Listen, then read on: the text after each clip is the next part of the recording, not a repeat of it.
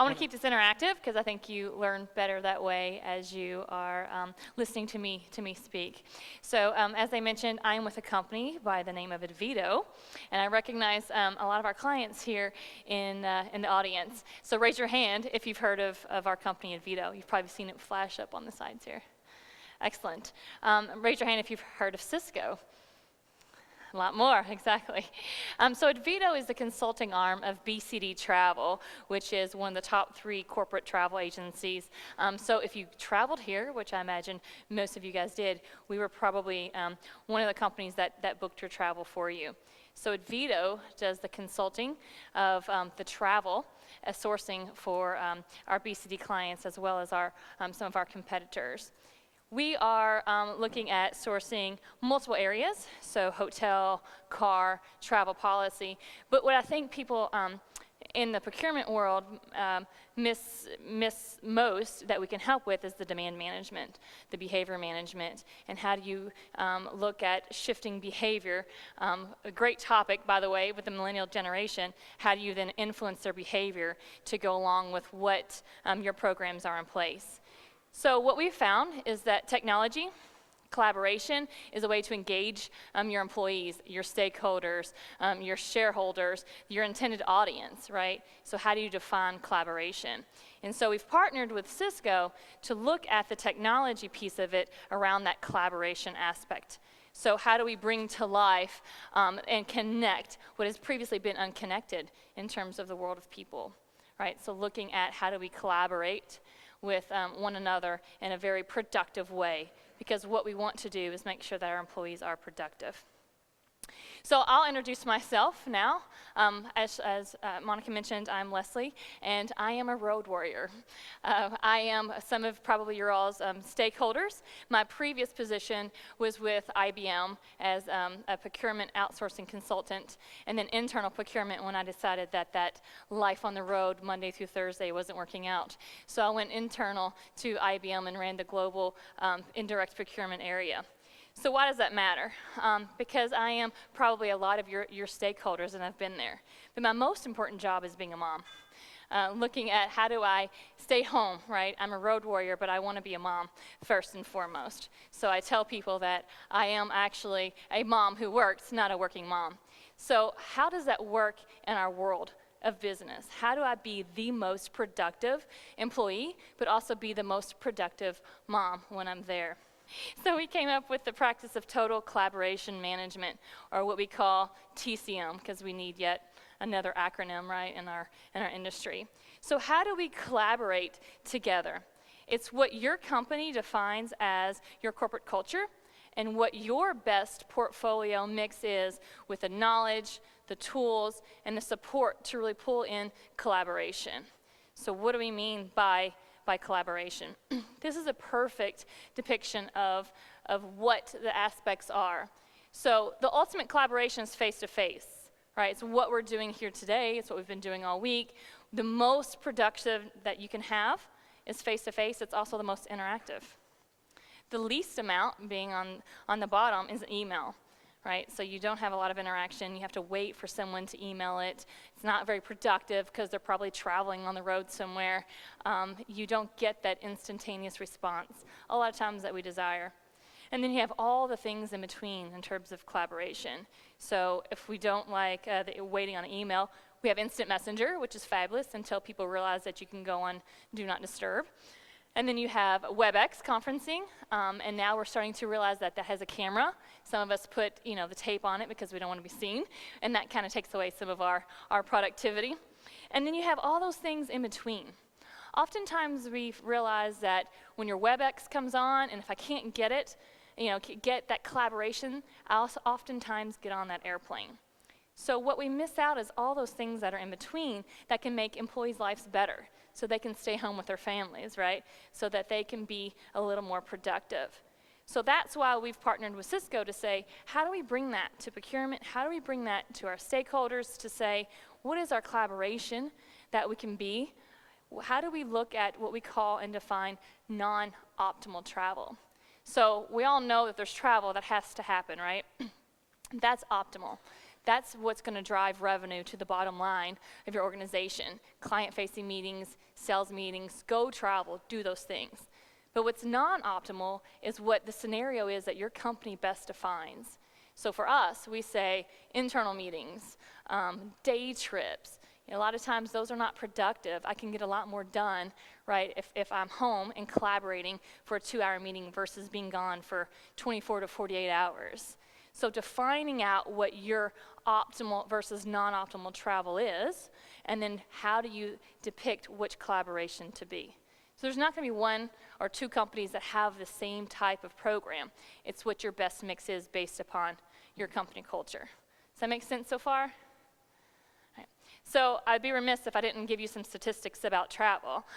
Travel, there's about 488 million business trips annually in the U.S., and that is actually projected to go up by 38% by the end of the year. And we're going to do about 1.3 million per day in the U.S. That's a lot of trips. I mean, if you think about how many people are on the road, when you go into an airport, a lot of people are there for business, right? But how much of that is really optimal versus non-optimal? And we're getting into that generation that's coming now into the workforce that says, I want to know your travel policy. Like literally, in their HR interviews, they're asking about your company's travel policy. They want to know what class they can fly in, if they get the perks and the benefits. They also want to know, how do you communicate to one another? Because they're carrying at least 3 devices with them at a time. They want to always be connected. So it's looking at how do you enforce and look at this new generation to attract and retain talent. So this doesn't just affect travel, it affects all areas of procurement. And we'll talk about a little bit of how we can sit at the table together to achieve our goals. How do you feel about travel? I mean, for me, I flew in yesterday. I got up at 3 o'clock in the morning on East Coast time. I arrived here, I did all the wonderful activities here, and I went to bed at 10 o'clock, local time, right? So I was exhausted, so apologies if I don't remember what happened between 8 and 10 last night. But I'm also now going on a red-eye flight tonight, and I'm going to New York City where I'll be doing some speaking engagements over the next 2 days. To me, I loved coming here to Phoenix. I love going to New York City, but that's a love-hate relationship for me, right? I don't get a lot of sleep, and when I get home, I'm on as mom, right? So I don't have time to have any downtime to be able to recuperate. I don't eat well when I'm on the road. I don't exercise like I probably should, and I definitely don't sleep. So it's all of those balances. If I can have an opportunity to really collaborate and have a little more experiences at home to be able to make it more efficient and to be more productive, then I am your user case, right? I am most of your employees that are out there that you can help out with collaboration.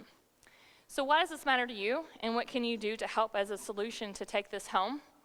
It's looking at multiple areas within your organization. So it doesn't matter if you procure travel, or if you procure HR, or if you procure technology. It's putting everybody at the same table to accomplish one goal. And when we talk about this to CFOs and CPOs, they have multiple objectives for the next year, whether it's cost savings, whether it's employee experience. Together they all agree that some type of collaboration management is the next generation. It's the next wave to really put together your program. So if we talk about travel, you're reducing travel spend, and then you're reinvesting some of that spend back into the revenue generating spend, right? So you want to take that non-optimal and put it back into that optimal spend. Just for statistics, just for numbers, let's say that you have a travel spend of $100 million. Travel is typically your 3rd largest spend within an organization behind IT and real estate.